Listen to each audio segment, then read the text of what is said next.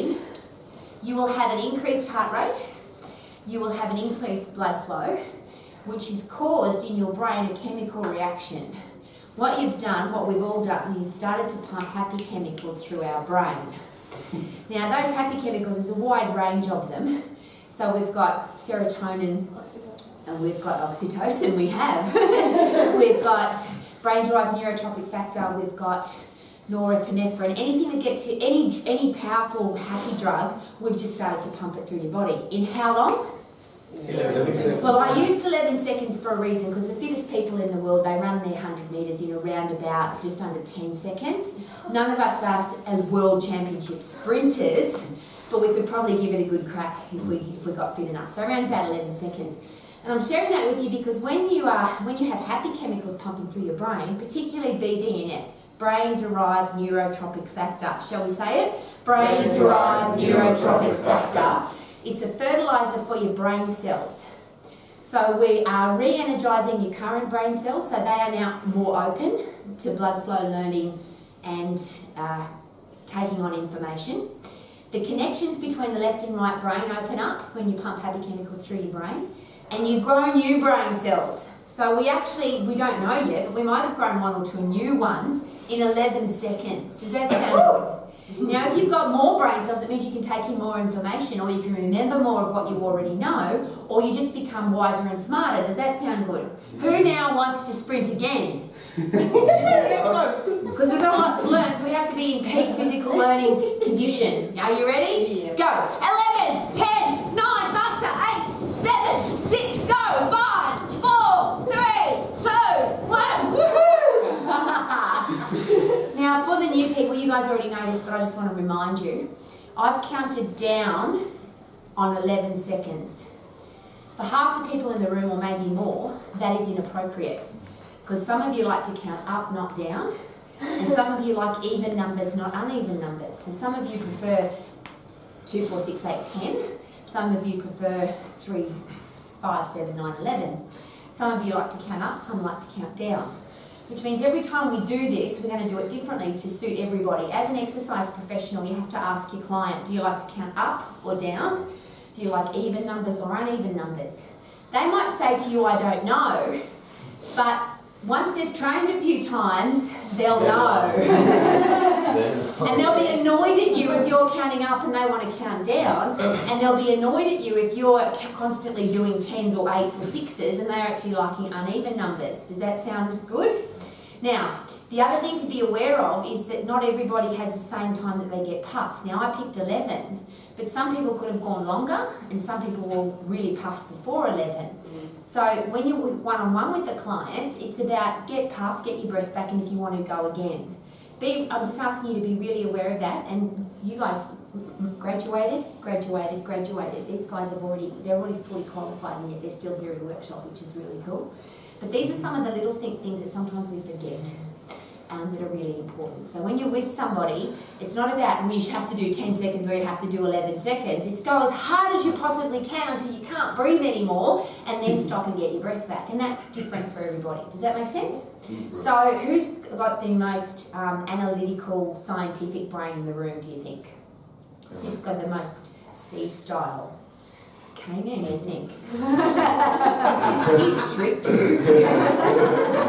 I'm going to go with that dual because he's got this very sexy phone. He's always got the sexiest phone. Could you please put in your phone an alarm to go off every 20 minutes? We want literally an alarm to go off every 20 minutes, yes. And the reason for that, for those of you who are unaware, people who have psychological challenges and have been told that they need to take some kind of antidepressant drug or some kind of pill, potion or serious drug that has major side effects, I now have 3 psychiatrists who are taking people off those drugs and putting them onto what we're about to do, which is every 20 minutes you get up and sprint on the spot, which pumps happy drugs through your brain, the same as an antidepressant would, but you don't have the side effects of the antidepressant. Is anybody excited besides me? So every 20 minutes we're going to be up and sprinting to pump happy drugs through our brain. Because in this room we're all positive people. Even I have to share this because today's Max Bite. According to the top psychiatrists in the world, mental health challenges come from, you ready? Full responsibility, blame everybody else. The closer you are to take full responsibility to everything that happens to you, the more mentally tough you become. The further you go down to blame everybody else, it's not my fault, the more mentally weak you become. Isn't that interesting? So whatever happens in your life, if you take responsibility for it, you are more likely to be mentally healthy. Now that's just what the psychiatrists are telling me. I like to take that on board because I like to be in control of my life, not have somebody else control me, and that means I would have to be further up this end of the scale. So keeping that in mind, that's what this workshop is all about. So pen and paper and all of your experience and wisdom, because in this room it's really brilliant. Can you please share, Shayla, how young you are? 47. And this is a really personal question, but pre-menopause, menopause or post-menopause? Going through menopause. Going through menopause. Okay, Helen? 66 postmenopause. Post-menopausal. You're training women who are? 3 of them, yes. Who are pre, post, you don't know? Well, 2 is on post and 1 is on pre. Okay. And you have a mum who's got some medical challenges? No. She's all healthy at the moment? She's all That's very She's good more to hear. Singapore now. So. That's very, very good to hear. Your background with women, so you've got your grandma, your mum, yourself, brother, no sister? Just my brother. Okay. And your understanding of women and being mentally and physically strong. 0 is absolutely no idea, and 10 is I'm fully educated. I'm not quite at 10 yet. I don't know. If I'm going to be brutally honest, I'll probably put it closer to like a 4 or 5. And I'm a woman and I'm still 0 because I'm learning every day, so we're on par. Martin, women in your life? Most of my clients will be females. Wide range before what everything I'm going through and after menopause, definitely.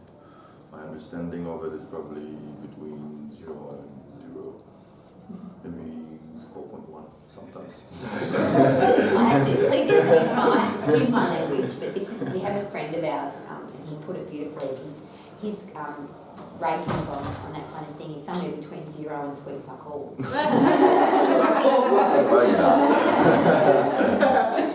And I think though, if we keep our mind open, if you actually say to yourself, I don't know and I want to learn, that we might be more open to learning. Plus we've got brain drive neurotropic factor now, so we're going to do well. So we're talking now about, particularly today, about women, but you'll understand in a minute why that may not be relevant at all. K-Man, your experience with women? 54 years worth. And on just like a roundabout figure, how many women do you think you've trained? Well, 36 of those years have been a trainer, so. And everything from extremely obese women to elite athletes to anorexic women to the whole pregnant women, the whole lot. You name it. And how much do you think you know about women? Between 0 and. That's how you should want to do it. That's probably putting mine down to like a negative. And that's one of the interesting things. Even if you think you know a lot, particularly if you're a bloke, but if you think you know a lot about women, to share that with another woman, I know a lot about women, how would you come across? Psychologically unstable. Please take this on board, because I'm sure you've experienced exercise professionals and personal trainers who actually say something like that. They'll actually say, I understand women, and they're a man. Or they've got a pregnant client and they'll say, I understand pregnancy. Like, this is... You can't understand that. Thank you. So, Amit, your experience with women? I've got 3 or 4 young girls I teach boxing. That's the only experience I have right now. And what age are they? They are like 16 or 17. Yes. Interesting Yeah. age. For those of us that have ever been 16 or 17, that's a very interesting age for a lovely woman. girls. Isn't that the age when you think you know everything? Absolutely. But I'm the same. I don't think I know a lot, but every day I'm learning. So yeah. Okay. And what about the women in your life, like your mum, partner, grandma, aunties? Yeah, I think. What about them? Just have they ever talked to you about being a woman, or have they ever talked to you about any of the Being things? from Indian culture, I think that is a very sensitive topic. So it's only maybe my partner or something I will talk to about all these things, but not grandmother or mom, no. Yeah, so in that early young age, I don't think I was like -10, and now having till now a few girlfriends or something, I've understood a little bit about how they go, how the menopause and stuff, everything works, but not a lot. Yeah. Okay. Helen, can I ask, because you've got a background in oncology nursing, for everybody, so that we know some of the things that you've done. Do women handle challenges differently in that situation to a man? Have you found from a psychological, emotional point of view? Were there any differences between men and women in a cancer situation? It's a while ago, so it sort of seems to be in the dim past. But I don't know that you can put anybody in a box, say in a box. Everybody, they're all different. So take note, never ask a question unless you know what the answer's going to be. And I didn't know for sure, but I was pretty sure, because you're a wise woman, that was going to be the answer. One of the challenges we've got, particularly with the topic for today, is it's about women. One of my challenges with discrimination is that I'm a woman, but as soon as I call myself a woman, I'm automatically differentiating myself from a man, aren't I? So I'm already making myself different, which means it's either equal or unequal. One of the challenges we've got as exercise professionals is we tend to put people into a box. That's an anorexic, that's a cancer patient, that's a menopausal woman, that's a, get in front of the camera, Rowie, otherwise we can't see you. Around there. Go over here, you said. Your shadow there. This is a really important topic today, obviously, and also very, very controversial. So I have to be very careful. What I'm going to ask us to do, though, is everybody that you ever come in contact with, man or woman, child or older person, cultural differences, and this room is interesting because we're all some very different cultures in this room. Everybody's a unique individual. So what we've got to be really careful of today is that we're going to be talking about some of the challenges that women have. It doesn't mean that men don't have them. Particularly strong women, though, it seems that men have a less... men don't ever want to be weak. Now, I know that women don't say that either, but often women are considered the weaker sex. Would that be fair? Or we say, please open this for me, or please lift this for me, or carry this for me, or do this for me. And even this room sounds a bit, it makes me feel a bit ill because the women in this room are not like that. But we have to be really careful with that, because one of the reasons why men are technically physically stronger is because they lift heavy things. And often as women, we allow them to lift them for us. So when we talk about strong women, I'm actually not talking about women, I'm talking about strong people and what makes us strong. But there are some very unique differences between men and women, and we'll just have a look at those very quickly, and then I want to ask your personal experiences. So obviously, when you're born, the doctor's going to say that's a boy or a girl. Would that be fair? Based on our pure physical appearance. So boys have penises and girls have vaginas, and that's the difference between a girl and a boy, pure physically, not mentally. Okay, so I've got to be very careful. We're now in an era where that crossover is fairly regular. So as you're going through, and you didn't go to school, Lydia, which is really interesting, do we get you're a girl so you have to do that, and you're a boy so you have to do that? Who's experienced that in this room? Okay, so you have to stay inside because you're a girl, you have to go knitting, and the boys are outside playing tag. So we've all experienced that. Even if it's not happening now, we've all experienced it, yeah? And in sport, it's fairly obvious that there are men's sports and women's sports. Would that be fair? There are women who find that very, very controversial and discriminatory, that there are. But is it possible that there are some differences in strength and muscularity between most men and most women? Again, I have to be really careful. Yes? So then around about 12 to 15, depending on who you are and what lifestyle you live in, what genetics and cultural background you come from, men and women go through different physical changes as we become adults, as we go through that process of being a teenager to becoming adult. Now, what's really interesting is how much did we know about that when we were going through it? And I'm just going to ask, when you were, and I'll ask the girls first, how much did you know about having a period and what that was and what was going to happen? Your mum didn't sit down and talk to you? No. Interesting. Helen? I don't recall, but just getting a bit off colour and then having it explained to me, but I don't recall that I was warned about it beforehand. Okay. Being warned about is an interesting way to put it. This terrible thing's going to happen to you. And if you didn't know what it was, and one of the movies, it's well worth having a look at, it's a very old movie called Blue Lagoon with Brooke Shields. And they're two little kids who get marooned on an island from children, and they go through becoming teenagers on this island together. And she gets her first period. And obviously no one's ever taught her about what that is. What do you think she thinks that is? Dying. I must be dying, I'm bleeding, this is really... And I'm watching carefully because this is an uncomfortable topic for most people to talk about women's periods. Now, if you were brought up in a home where it was normal conversation, you probably still would have heard, and I'm only sharing this with you from experience of chatting to lots and lots of women, it's going to be... Here's the warning. You're going to feel sick, you're going to feel fat, you're going to feel bloated, you're going to get cramps, you're going to get headaches. It's going to be a terrible thing that's happening to you. Is it possible that if somebody says to you a terrible thing's going to happen to you and you're going to feel sick and bloated and fat and get a headache, that will happen? That's exactly how you could possibly feel. If somebody says to you, yes, isn't it awesome, you're becoming a woman, and to make sure that you can have babies and be an awesome creator of other children or just be a grown woman, you're going to have some blood come out your body and it's going to be an interesting experience and just get on with it. Are there women who deal with it differently?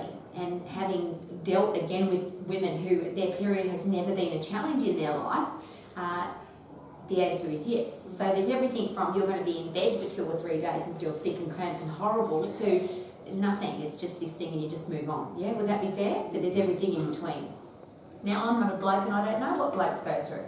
But when you're a young boy, 12, 13, 14, I imagine, and your body starts to change, how do you feel about that?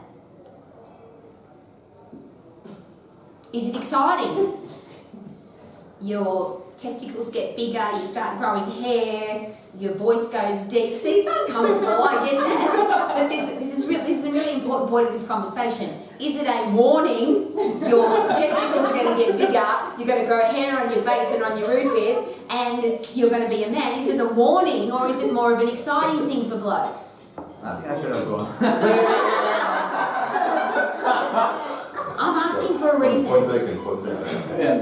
Is it possible that process for a boy is even treated as a more exciting experience? Oh, look, his voice is breaking, isn't that awesome, he's becoming a bloke, versus warning, you're going to be sick and tired and have cramps, yes or no? Until the next It depends on who you're asking. Yes! Your peers are definitely not as nice when you're going through puberty as a boy, but your parents are very supportive. Okay, let's look at that. This is really interesting. When boys are talking about it, do you? In the locker room or at school, do you talk about I'm growing hair in places I've never had it before and my voice has dropped and I've got testicles? Is that something you talk In a about? joke or something? Yeah. I don't remember. Don't think they remember. talk at all. Ah. Girls do more than So if girls are together and they're talking about it, is it possible that the leader of the group creates a conversation? If she's the leader of the group, and I'm asking you now because you were often put in that situation, if you've had a bad experience or your mum or your aunties or your family have told you it's going to be bad and now you're the leader of a group, is it possible that your influence will then go into that group, that your period's going to be a bad thing? Yes or no? Yep.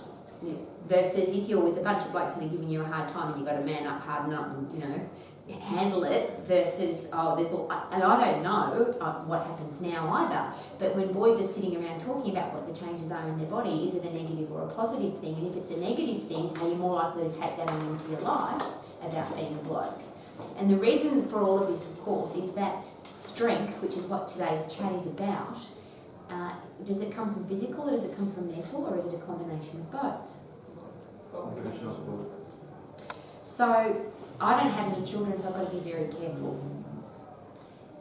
I deal with a lot of children though at a very young age, what influence do we have as exercise professionals, Lot. as parents, as you're training young girls now, 16 and 17 year I've olds? got kids, about 10 kids now, aging from 8 to 12. There you go. And to be honest with you, I didn't knew that I was just there to train them. But what parents told me about myself as a trainer made me fall in love with what I do even more.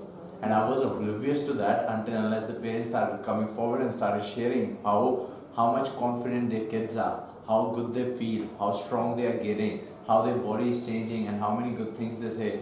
And it was just amazing. Literally, they post my videos on Instagram and stuff all the time. They are like, if we could give you a gold medal, we would give you a gold medal for your tolerance and patience. It's just amazing. So can you see the responsibility as an exercise professional, let alone as a parent, on how we can, or what influence we have on the way people think, or the people in our lives on the way they think, yes or no? Absolutely. Okay, so that's that part of, that's teenagehood. Now one thing that blokes will never do is become pregnant. You'll never have a period and you'll never get pregnant. Now I've never been pregnant, so I don't understand good point, never say never. You've got to be really careful.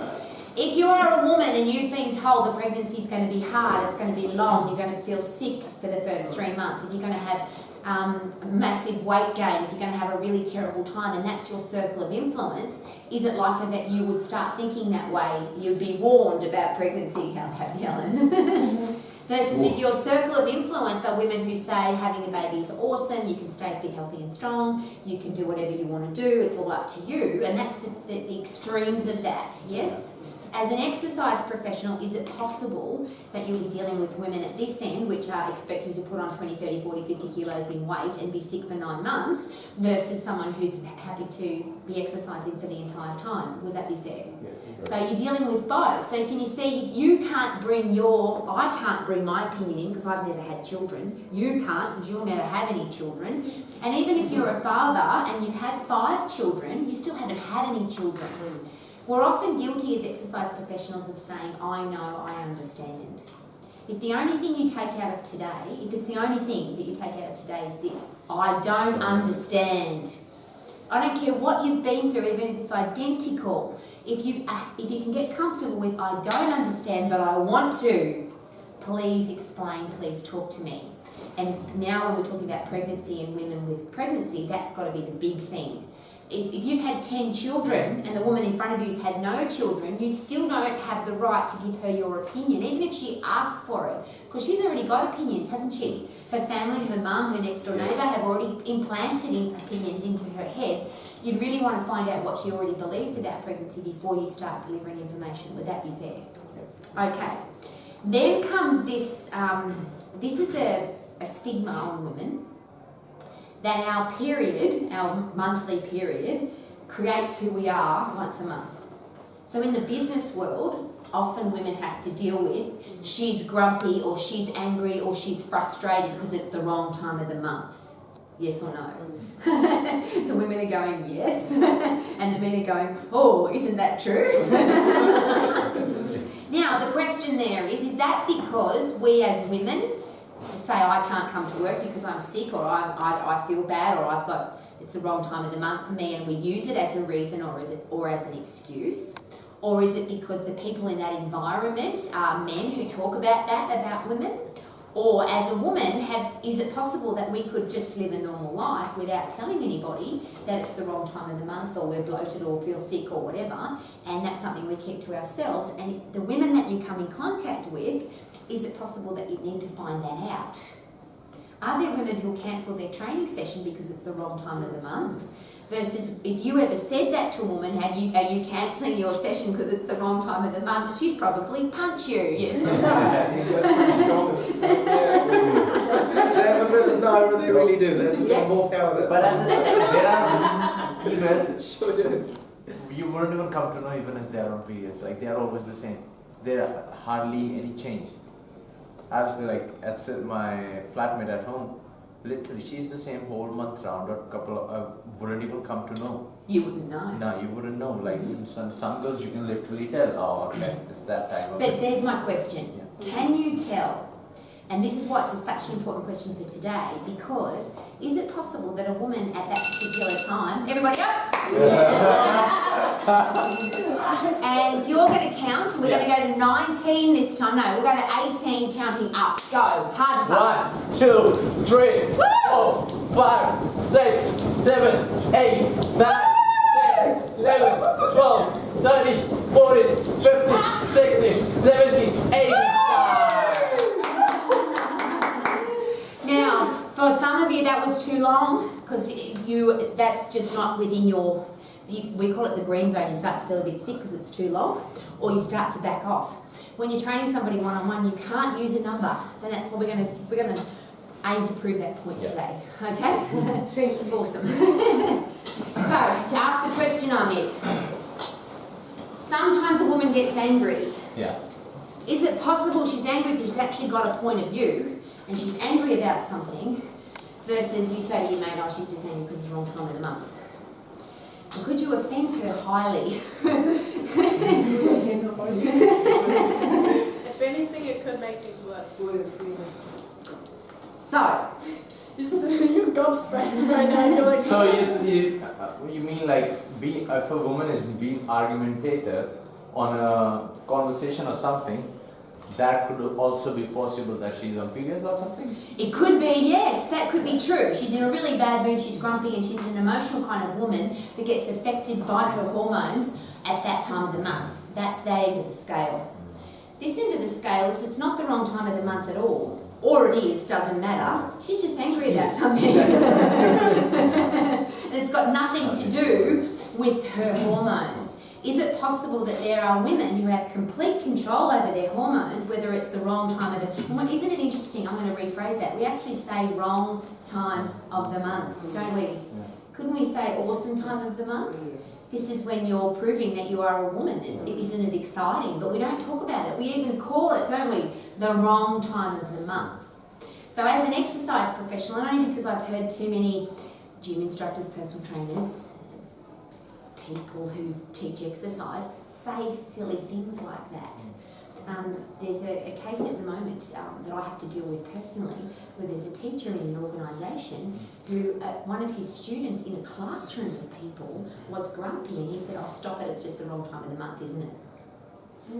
Now, in this day and age, that is legally wrong, and you get into big trouble for that. So, as I shared, today is all about I don't understand what I want to, and that everybody's an individual, and that we can't label people with, oh, she's on the wrong time of the month, or she's pregnant. A lot of people say, oh, she's eating because she's pregnant. Well, she might be hungry. She might just be wanting to eat that at the moment. We tend to do too much of this labelling, and that's what today's really all about. So the next one then, of course, is menopause.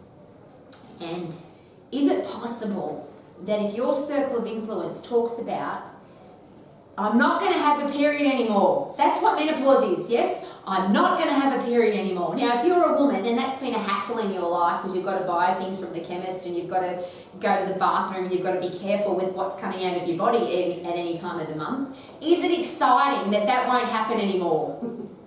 I wish I could video that. So first of all, is that awesome? Yes. Yes. Now, second, I'm going to watch your face again. Is it awesome that I can have sex now and not have to worry anymore about whether or not I'm going to get pregnant? Oh, definitely.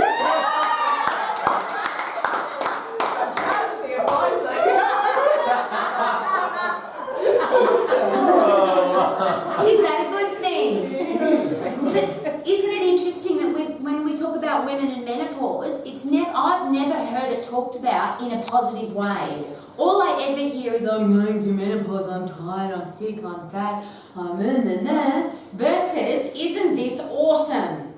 Is it possible to go through your period, to go through having a baby, go through menopause as a woman, which is the three things that blokes will not go through? Is it possible to go through all of those and have very little hormonal or physical change inside your body? That's the major question for today. Is it possible? Yeah. Helen's going, oh, not sure. Well, no, your hormones rise. Yeah, that's what today's about. That's exactly what today's about. So before we go any further, we're going to so I know that what we're working with today, Please can you share with me the challenges that you've heard women talk about in relation to being their physical or mental health? Both of them, because obviously your brain and your body are connected. Is everybody cuckoo? Now, we're not talking about menopause anymore, because all I'm going to, this is, and I'll go with the scale again. 0 on menopause is that all of a sudden you just go, hey, I haven't had a period for like 6 months, that's awesome. And you just live your life. There's no hot flushes, there's no headaches, there's no weight gain, there's no nothing. There's just, oh, isn't that awesome? I haven't got a period anymore. That's that end of the scale. And this end of the scale is I can't sleep, I can't breathe, I've got hot flushes, I've put on 10 kilos, I've got headaches, I'm miserable, I'm grumpy, my husband hates me, I don't want to live my life anymore, literally. Because some women will tell you when they go through menopause that they become suicidal. Or their husband does because of what he's going through. Yes or no? We all laugh for a reason, yes? So is it, all I'm asking for us to consider is at 0, is it possible to just go, oh, I haven't had a period for like 6 months. Oh, yeah, because I'm 55, 60, oh, I must have gone through menopause. Versus I'm suicidal and so is my husband because I'm so miserable. That's the scale, yes? So on all of those things, now, from your personal experience, anything you've heard a woman say, you've heard yourself say, you've heard somebody in your family say, challenges that women go through being a woman. That's what all I want to ask now is just mental and physical challenges. What will they be? Go. The pains, abdominal area, Okay, so lack of energy, Bleeding too much? and what would that cause? The question that says, do I look fat? Never answer it. So if I put weight gain, can everybody please take these notes because we want to go through them. Everybody's got to have the list, please. So weight gain, whether it's real or imagined. Pimples? Pimples? Pimples, yeah. Let's go with the weight gain just quickly because Lydia's new and Felix is new. The fat day. First of all, women in the room, who's had one? You've never had a fat day? Helen, have you ever had a fat day? Every day. Okay. So the next question, guys, please take note, is that one day you look in the mirror and you look good. The next day you look in the mirror and you say to yourself, I'm fat. That's it. Oh, yeah. Yeah. Oh, yeah. Yeah. You've experienced women say that? Or you've experienced as well? Thank you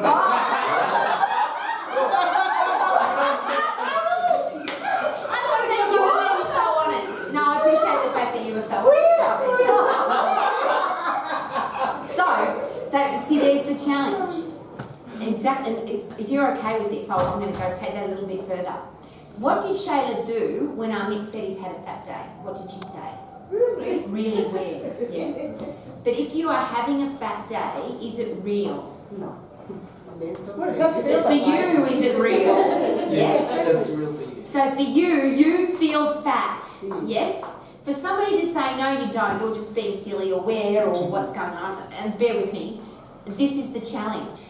Because somebody that's having a fat day actually feels fat. Yes or no? Just please say yes. Yes. Now, the beautiful thing is you can look at it from an outsider's point of view. You can't get fat in 24 hours. So if you look in the mirror, one day and you think, yeah, I look good, and the next day you look in the mirror, 24 hours later, and you say, I'm fat, you physiologically can't get fat in 24 hours. You can't eat enough food to get fat. But most of us have experienced that. Well, what happened? Yesterday was great, and today, look at me. One of the words that's used at the moment, I had never heard it before, is fluffy. This is an expression now that people who compete on stage, they say, I look a bit fluffy today, which means not shredded, ripped and buff. Oh. And I'm sharing that with you because for them it's real. If you go fluffy, what does that mean? For them it's actually real. They feel not good today.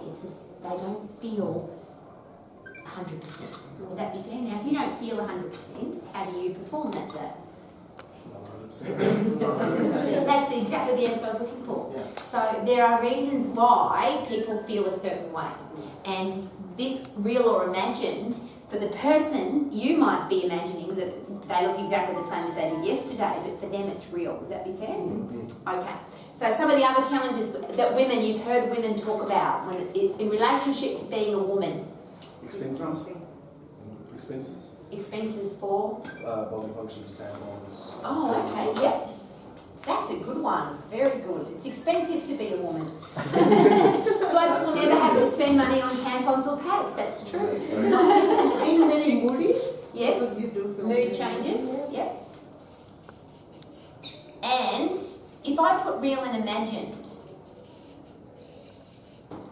because what changes our mood?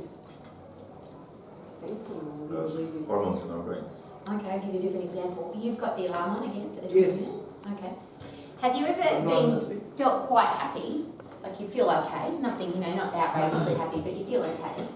And a song comes on your playlist or the radio and it reminds you of a relationship that the person broke your heart.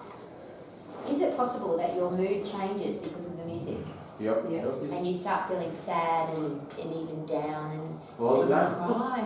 I was just dancing while coming. Then see Hustle was playing, grinding all my life. Oh, yeah. So our mood, and I'll go back to what you said before about a woman being hormonal, it's the wrong time of the month. She might have just listened to a song that reminded her of a relationship she broke up and that's made her feel sad. Is that possible? Have you ever been just drifting along and then all of a sudden somebody says, you've just won $1 million? Wow. Holy crap. Would your emotional state change? Would your mood change? Whole life will change. Isn't that interesting? Yeah. So I'm planting a seed for all of this because this is a big one with women. She's really moody because she's hormonal. And she's hormonal because it's the time of the month or because she's pregnant or because she's going through menopause, yes? So thank you, that's a really big one. Any other mental or physical things that women have talked about, complained about, whinge, moaned and been angry about because they are a woman? There's a couple of biggies. How they look like. Tired? So we've got weight gain, but do women talk about their weight, complain about their weight? Yes. Yes, no, Every single one. And are there areas, please take this in, we have to write this all down, we're going to go through them one by one. Are there areas of a woman's body, do you ever hear a bloke say, oh my inner thighs, they're so fat, or my hips, they're so fat?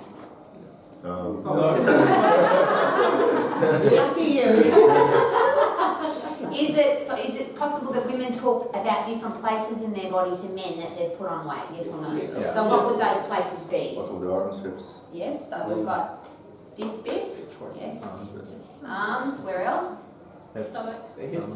stomach, hips, thighs, toes, butt. Now, I'm going to clear this one up straight away just in case we run out of time.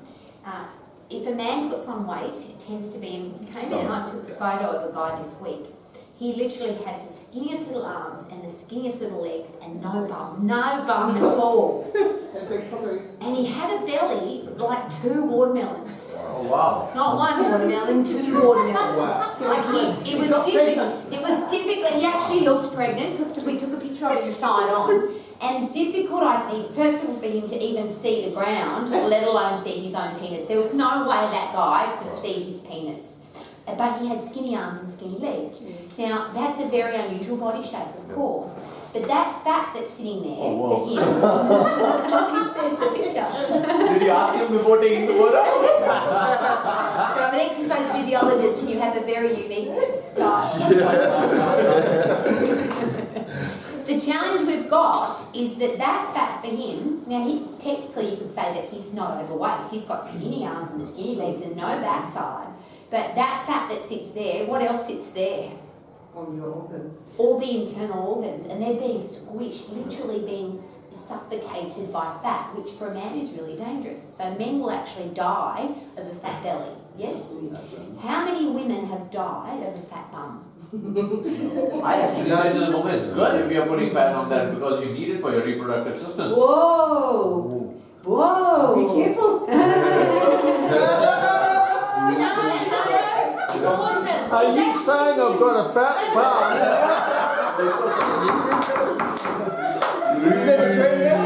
This is why today is so important.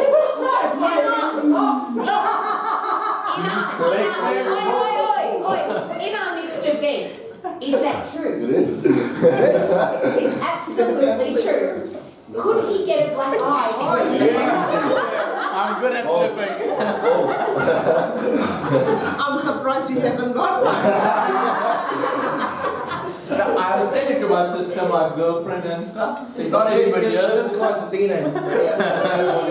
Please write this down. Men don't die of fat bums. They die of telling their wife that she's got one. I don't think you got lucky that night, So the interesting thing about where women put on weight, and of course, I mean, you're correct that we put it on obviously the back of your arms is to protect your chest area for producing milk, and our hips and thighs are so we can produce a baby, yes? Now, women who don't have any babies or don't want to have babies, they get a little bit cranky about that, is that fair? But the truth of the matter is that do women put fat on, predominantly on the back of their arms, their hips, their thighs, and this is a generalisation, and their abdominals in this area, yes? But take note, no woman has ever died of a fat bum.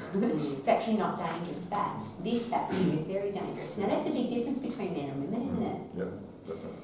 Where if women are focusing totally on health, the doctor will tell a man, if your waist measurement's more than 100 centimetres, you're in a high risk category of getting all sorts of diseases. But no doctor's ever going to tell a woman that's got a fat bum, if he wants to live and he's a man, that... Unless he's plastic surgeon when he uses. And I have to nail that one straight away.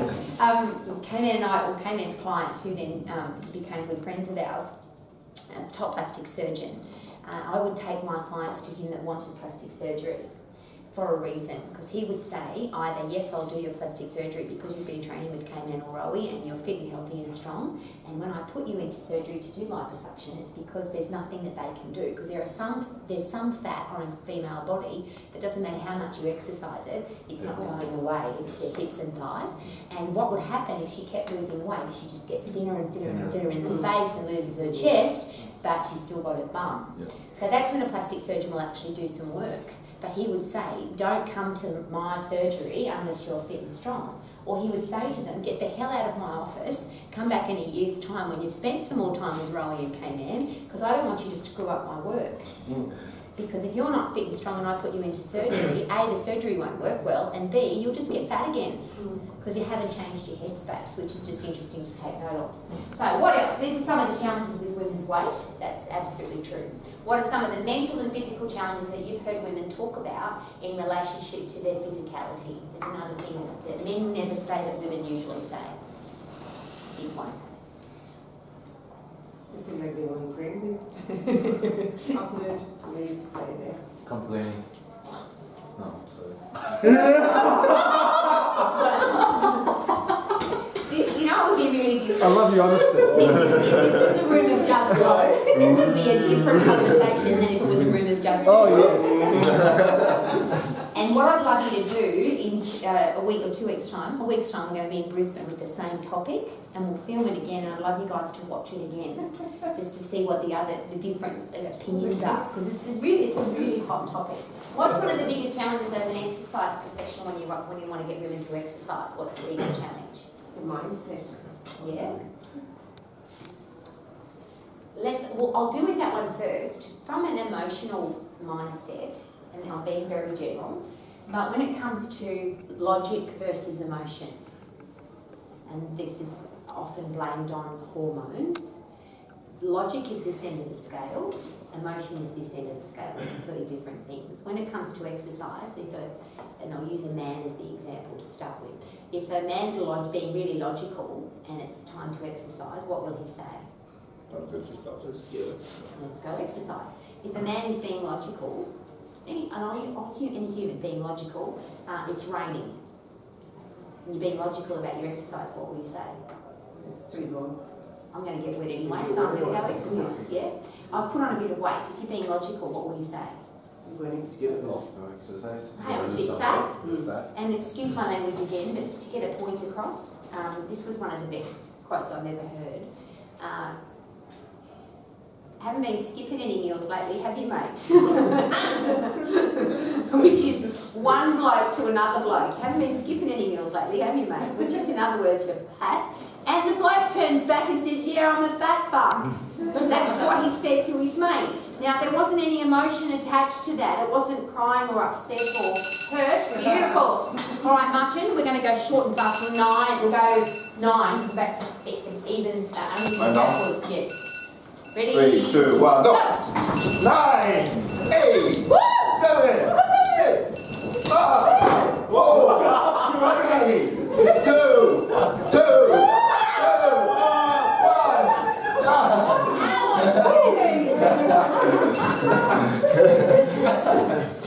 Just take a quick note.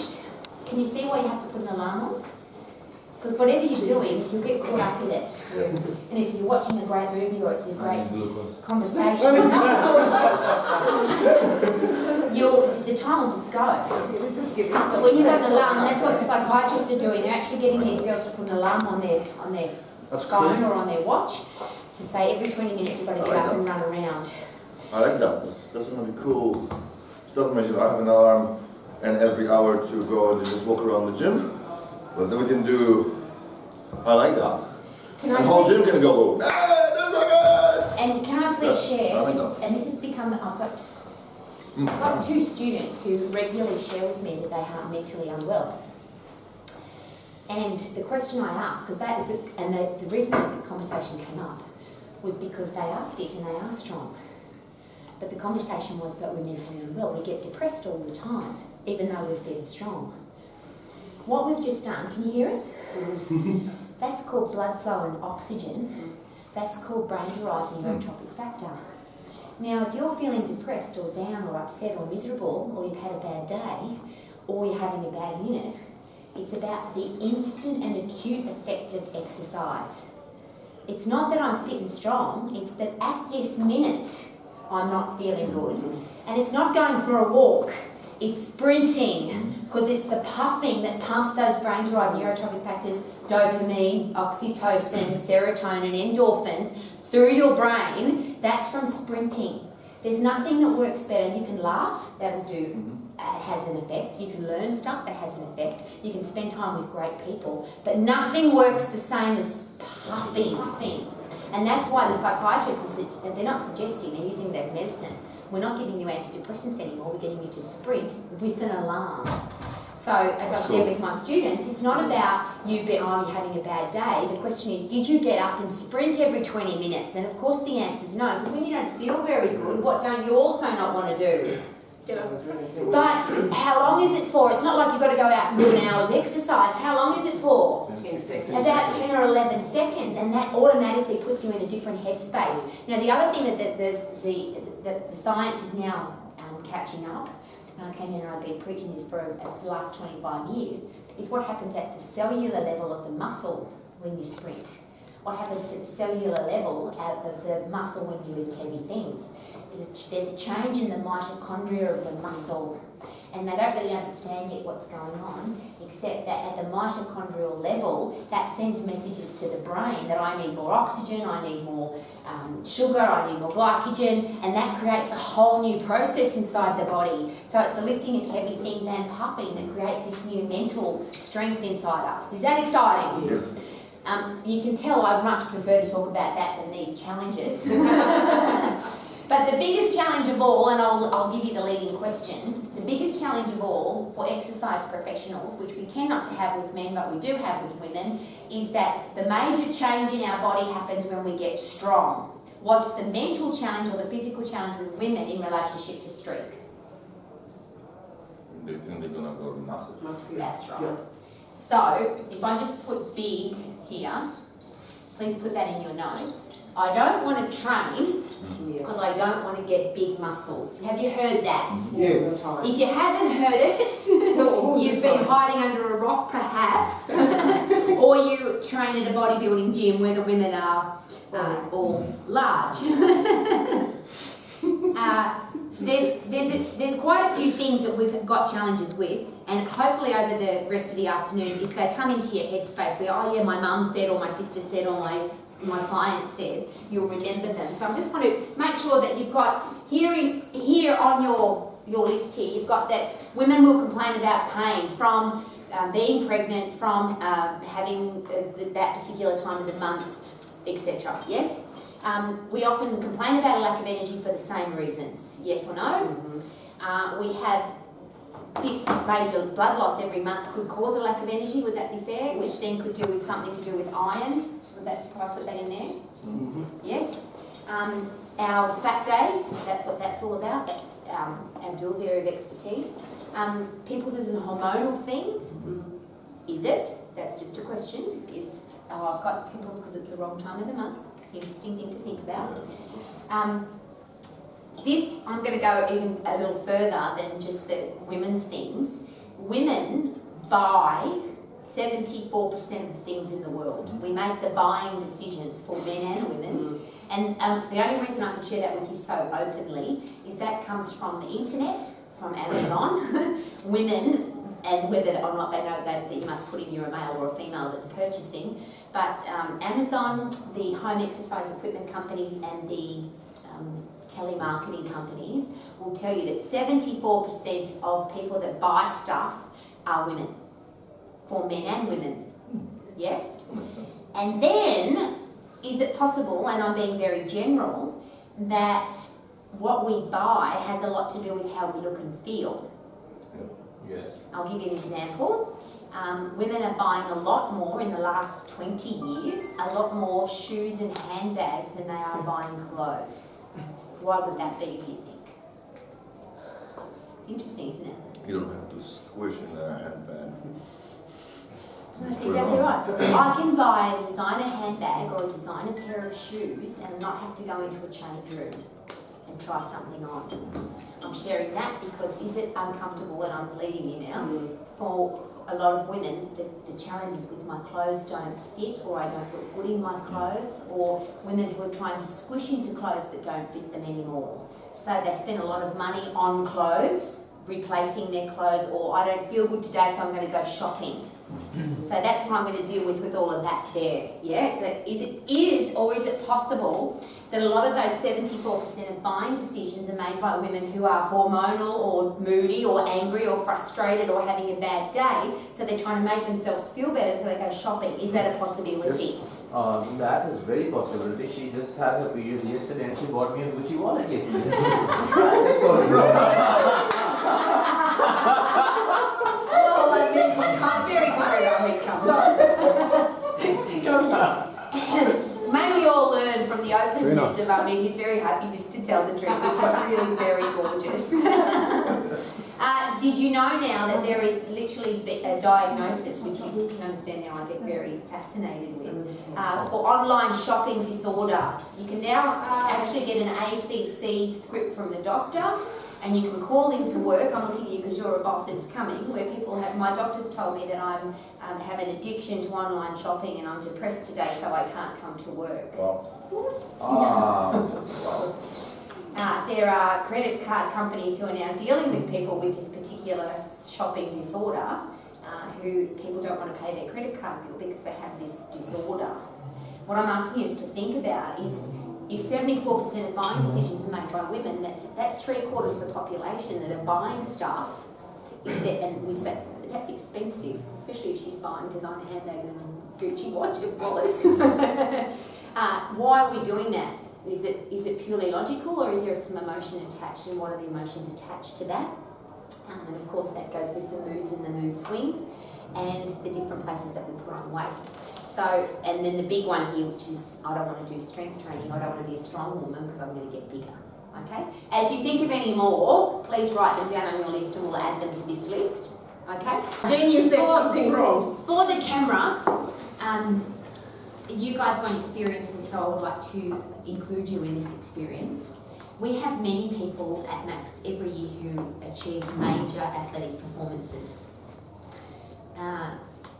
The person who we're going to give an award to this year for a major athletic performance, if you disagree with me, please share with me straight away that you think that this shouldn't be the one that we've awarded, because you might say, no, I'm going to win my fight, so it should be me.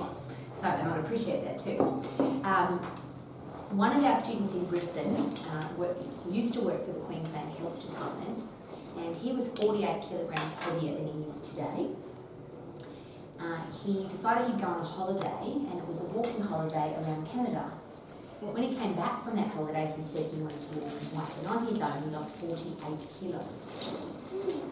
Last week, he competed in Sweden in November, so you need to remember that month in Sweden, in a 24-hour Spartan race. Wow. So from 12 o'clock in the day till 12 o'clock in the day, 24 hours in the snow. And if you know anything about Spartan races, it's all the obstacles. So it's climbing walls and monkey bars and jumping over things, but in the snow for 24 hours. And if you know anything about Sweden in winter time, the sun is only up for about 4 of those hours. The sun doesn't get up till about 9:30 and goes down again by 3 o'clock in the afternoon. So most of the race was in the dark, in the snow, 24 hours, but not just running, it was running with the obstacles. And he completed that race. Wow, that's amazing. 48 kilos lighter than what he used to be. So we're going to award him with the Athletic Performance of the Year. What do you think? Even if I'm in a 12-round fight, I'll be like, give it to him. That makes my 100Ks by walk like a child's play, like literally. And please take nothing away from March and walked for 24 hours. That's a long time to walk, yes? Regardless, yeah. But he did it in the snow, in the dark, with the obstacles, exactly. So keep an eye on the next Max Way because he sent me some really cool photos, so you can see what he was actually doing. So yes, we've had people who've done half marathons and Ironman and fighting and all sorts of things. All right, it's your turn. Okay. What's your favourite number, Shayla? 7. And we're going to go up or down? Down. Down. Okay, go. 7, 6, 5, 4, 3, 2, and 1. And what do we sprint for? What's the major chemical that we want to pump into the brain? B, D, N, F. B, D, N, F. Brain-derived neurotropic factor. Fertilizer for your brain. Sound good? Yep. Okay, now, we're going to go through each one of these. If you had a solution, if you had the answer, the free answer to every single one of those, as an exercise professional, as a parent, as a teacher, as a coach, would that be awesome? Yes. Here's the ultimate situation. That every man, woman and child from this day forward to ever live on the planet. Now I'm being hypothetical. You've just dropped some size there. Thinking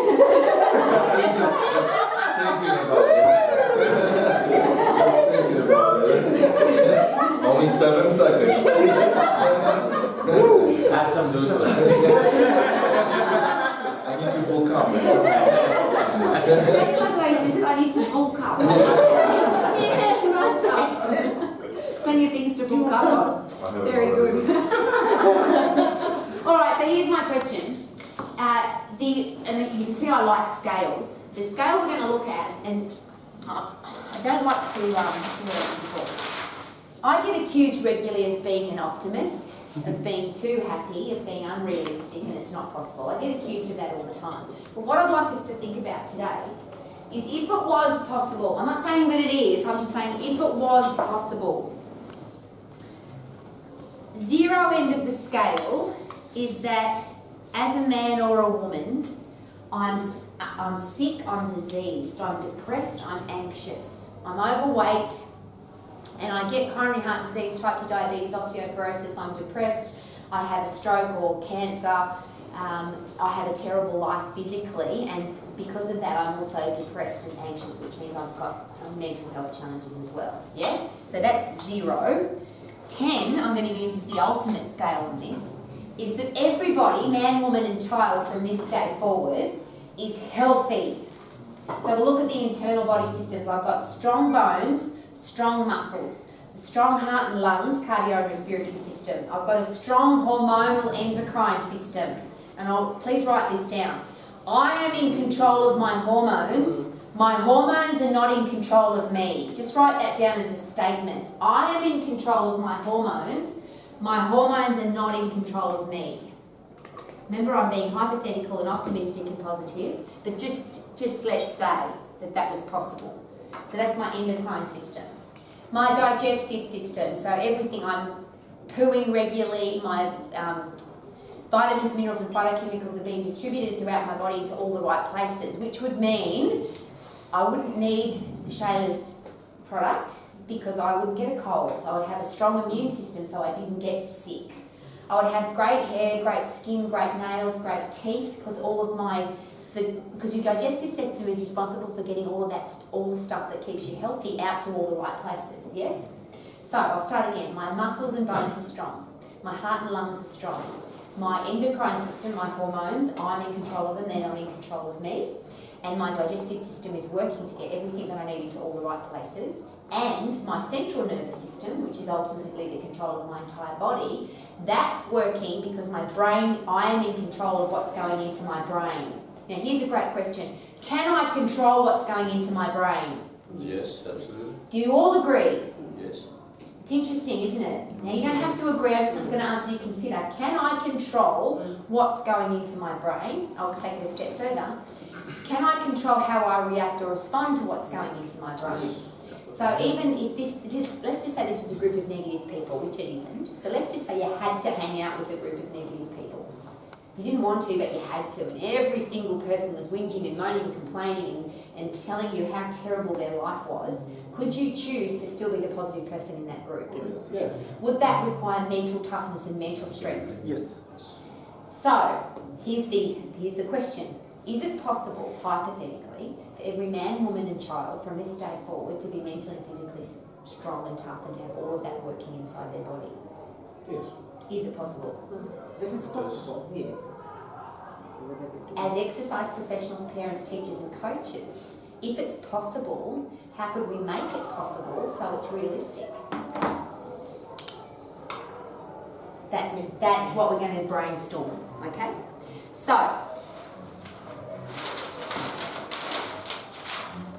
all of those things could be wrapped up in all of the body systems. Would that be fair? Mm-hmm. So every single one of those challenges is either a mental or physical challenge, whether it's bones, muscles, hormonal, digestive, or mental. Would that be fair? All right. So, this is where it all gets really exciting. How do I make the human body physically and mentally strong? So that means the brain and the body. And we have to take this step by step again. All of these challenges, and I'll add to that women get osteoporosis, they get cardiovascular disease, they get depressed, they get anxious, they have a stroke, they have Alzheimer's, dementia, all of that. Women get all of that, but so do men as well. I'll just add all of those challenges in there. Is it possible that every man, woman and child from this day forward, if we could sort the internal human body, mental and physical, that we could get rid of all of those challenges? In fact, for today, I'm going to get you to write them down, so you've got a list of them. Go to another page, and we're going to just list out the major killer diseases. Number one is heart disease. However, the cardiovascular disease people are arguing, so the type 2 diabetes people and the stroke people are arguing that they kill more people than heart disease. So just put all three of them: heart disease, type 2 diabetes and cardiovascular vascular disease, which is stroke and type 2 diabetes anyway. 1 in 3 people get osteoporosis, bone thinning disease. Did you know now we've got teenagers with osteoporosis? Whoa. Really? Osteoporosis is caused by inactivity where your your muscles aren't pulling on your bones, so they don't get strong. So what are our kids doing now? What are they doing? Sitting. Sitting, so the video point the lens. Sitting, iPads, cartoons. sitting, And sitting. So what happens if you, and I've sent all of you all of this information from all these top scientists in the world, if you go into hospital for 1 week, you will lose bone mineral density of 1 decade of a normal active person. In 1 week, you will lose the bone mineral density of what happens in 10 years. Yes, if you're inactive in hospital. The interesting one I've sent you all was a research done, they took university students, because that's where they do studies on, they took a group of 30 active male university students, active males who were weight training, playing football, etc. And they made them live the life of an inactive person for 1 week. So they had to take the escalator, not the stairs. They had to sit all day long. They weren't allowed to move. They just lived the life of a wake up, sit in the chair, sit in the office, sit in the car, sit in the office, sit at the table, sit at the dinner table, go to bed. They had to do that for 1 week. And in 1 week, they lost bone mineral density of 1 decade of an active person. Wow. That's not my words. That was they tested their bone mineral density at the start of the week, and they tested it at the end of the week. How quickly do we waste away? Very quickly. If you've ever been in hospital and you've been lying down for 1 week, how do you feel when you stand up, Helen? Twice as hit. My body composition changed being not a vegetarian and being a vegetarian. So imagine being not doing anything for a week and your body will definitely change. Okay, so this is one we didn't chat about, which is really important with women. What's this all about? Diet. Oh, well, yeah. Who goes on the most diets, who goes on the craziest diets? Now we can say we all do, but who makes 74% of the diet buying decisions? So if mum's decided to be vegetarian, what happens to the rest of the family? Goes on a vegetarian diet. If mum's on a ketosis intermittent fasting diet, what happens to the rest of the family? If mum's on a low carb, low calorie diet, what happens to the rest of the family? Interesting. So I'm going to ask the question again, and we haven't finished this list yet. So we've got coronary heart disease, type 2 diabetes, cardiovascular disease, osteoporosis, Alzheimer's and dementia, and depression.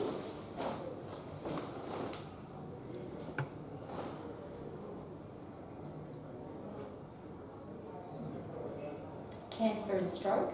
Stroke really goes in with vascular disease. And obesity, which you could really put into eating disorders, which I don't like to use that terminology. Eating challenges is often what I call it. So where food is controlling your life, so you either become morbidly obese or anorexic, bulimic, exercise bulimic. So have a look at that list. If you could be in control of your muscles, your bones, your cardiovascular and respiratory system, your digestive system, your endocrine system, your central nervous system, would you be more or less likely to get any of those diseases? No. Let's just say the worst one, which is cancer. 80% of cancer, which is not my quote now, this is medical professionals will tell you that 80% of cancer is caused by inactivity or an unhealthy eating plan or a combination of both, which means 20% of cancers are, you could call unlucky. Genetic. Is it possible that if you have strong muscles, bones, heart, lungs, endocrine system, digestive system, and strong central nervous system, that you'll get through your cancer easier, better? I'll give you an example. Are there people that have been diagnosed with cancer, you're going to die in 6 weeks and they live for 60 years? Yes or no? Yeah. Helen? Is it possible, again not my quote, that you would get through your chemotherapy, radiography, all of the toxic chemicals that they put into your body to fight cancer? Is it possible that you would cope with all of those better if you had a strong bones, muscles, mental health, endocrine system, digestive system, yes or no? Interesting, isn't it? As exercise professionals, what do we do?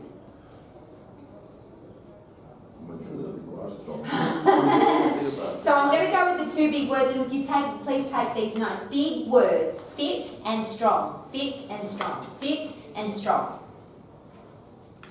And the reason I'm not talking about food, and I know that it's going to be controversial because most people, when we talk about these two things, they want to include nutrition. And there's a lot of argument about it's 80% nutrition or 80% food and 20% exercise, or it's 50% food and 50%. So you've heard that. There's always a percentage of. I'm going to ask you this very controversial question. Is there any food or any diet or eating plan that will make you physiologically fitter or stronger? No. Is there anything that you can eat that will make your heart and lungs fitter and your muscles and bones stronger? Stone Age hunting diet.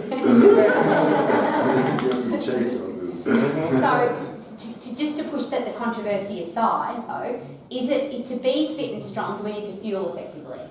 Yes. Yes. Now, if you're going to have a look at the vitamins and minerals and phytochemicals and fibre and all the things that you put into your body so that you can be fit and strong, where does that come from? That comes from our food, yes? But again, to avoid controversy, if you've ever, and most of you have all been training people, and even you, Lydia, you're currently training people and you've been training kids from a long time, haven't you, exercising them? How many times do we tell people you can't have, mustn't have, shouldn't have, don't have the things that you love to eat? One of the reasons why I always bring chocolate and lollies to an event like this is most people like chocolate and lollies, but there's always a guilt attachment. You know, I shouldn't eat them because they're bad for me. No. Or they're bad. That's what I love. And they're a bad food. Most people love lollies, chocolate, biscuits, cake, chips, takeaway food, deep fried food, whatever your favourite thing is. Most people really love those kinds of foods. There are very few people that love to eat just green vegetables, yes? Yep. And I know there are some, but they're very few. But if you say to somebody, you can't have, mustn't have, shouldn't have, you're a bad person if you eat lollies or chocolate or takeaway food or any of those things. So now we place in their head, you can't have. And then to get fit and strong, you have to do a big, long, boring exercise program 3, 4, 5, 7 days a week that lasts for an hour. How many people are sticking to that? Maybe not. Well, have a look at the list in front of you. See those killer diseases? They're pandemics. Every single one of those now in the Western world is no longer an epidemic. It's a pandemic. That means it's out of control. The people, the experts in those areas, and I listen to them, they're boring as all hell. Like, they're really boring to listen to. And here's the reason why they're the most boring, because they don't have a solution. All they're talking about is controlling them. They don't know how to. They're just going, what can we do so that it doesn't become something the government can't afford to do? I'm telling you, all of you, and now particularly you, Felix, because you're our conversation from the break, what an amazing young man you are. Can I quote you on the, I don't just fix cars, I... Fix people. That's what we all do. That's what we're here for, because we want to help people, yes? So we all have the ability, all of us, to get rid of all of those. Because if I'm mentally and physically fit and strong, what will happen to coronary heart disease, type 2 diabetes, cancer, stroke, Alzheimer's, dementia, and all of these challenges? What will happen to them? They'll walk away. Then Woo! walk away. Now, if I can get somebody fit and strong, and you got the people that have already trained people, if I can get somebody fit and strong, instead of telling them what they can't have, mustn't have, can't eat, if I can get them fit and strong, are they more likely to change their diet on their own? Yes. Have you ever experienced that, where somebody's gotten really fit and they've said, well, I've stopped eating crappy food because I don't like it anymore? But anyhow, their basal metabolic rate is going to go high and they can enjoy whatever they want. Interesting. Which is now where we're getting into the very important topic of the endocrine system, which is the hormonal system, which is what women have supposedly, and I say this very hesitatingly, women will tell us that they have the biggest challenges with, it's not me, it's my hormones. What was the quote though for today? I want to be In control of my hormones, not... My hormones being in control of me. Okay, so we're going to wrap all of this up because this is the easy part. If I can get all people, men, women and children, fit, and I can get them strong, let's have a look at fitness with all of these challenges. So my heart and lungs and my respiratory system is working really effectively to get blood, oxygen and nutrients throughout my entire body. What will happen to my immune system? Great. What will happen to my chances then of getting the big killer diseases? 0%. I'm going to beat this clock. Turn it off, everybody up. I'm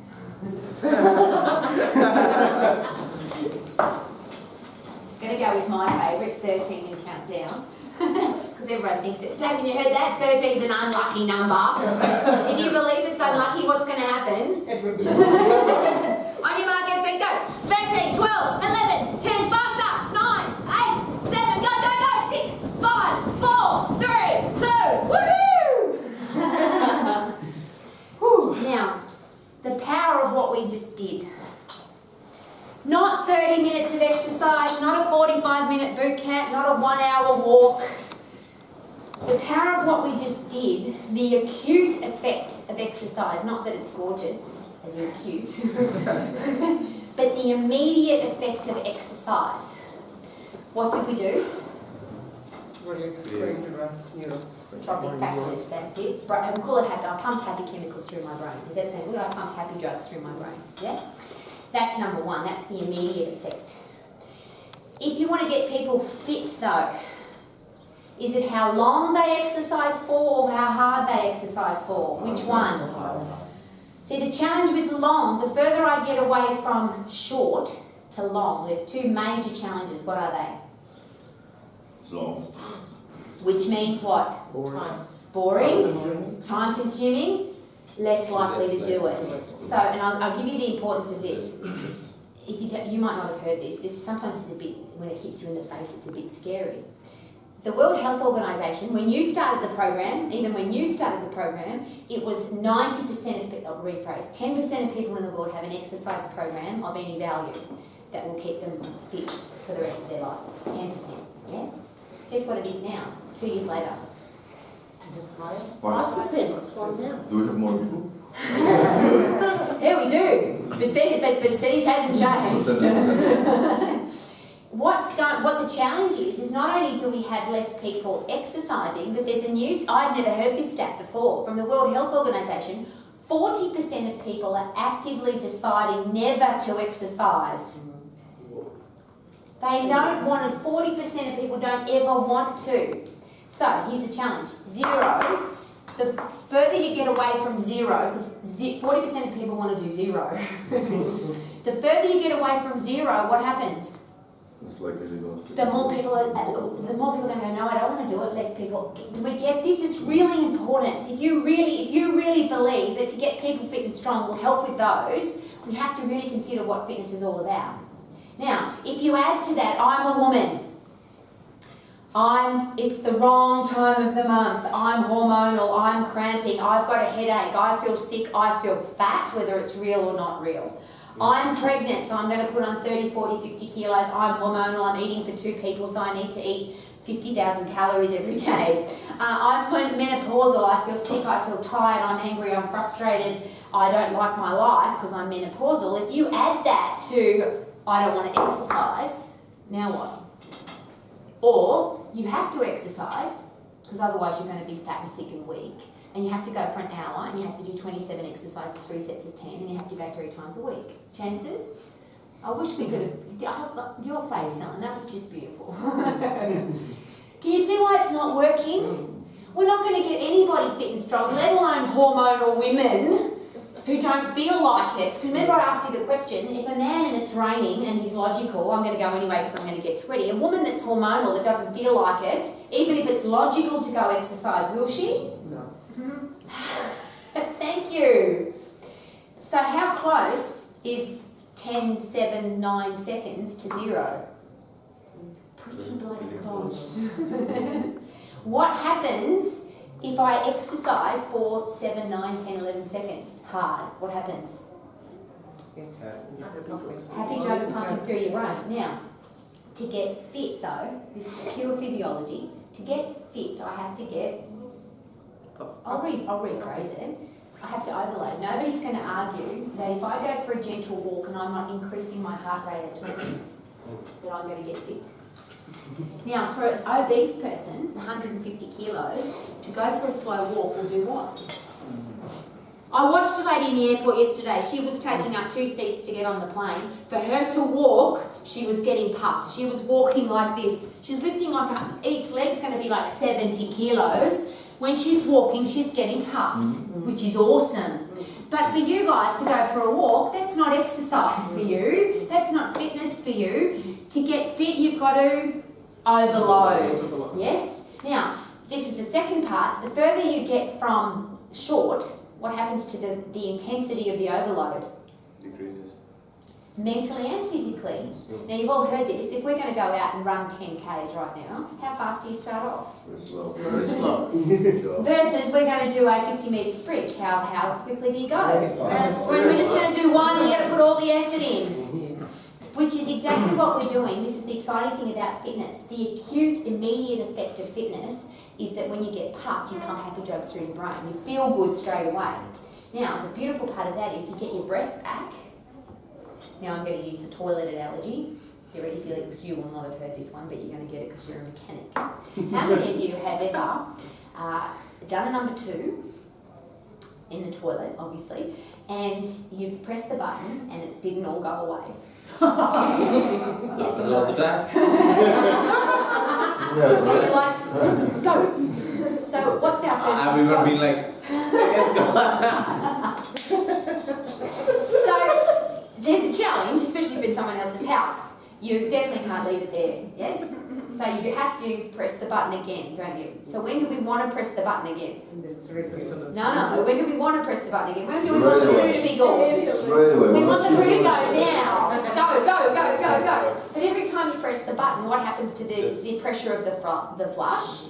Then it completely decreases. It completely decreases. When will the only time be that you'll get full pressure again?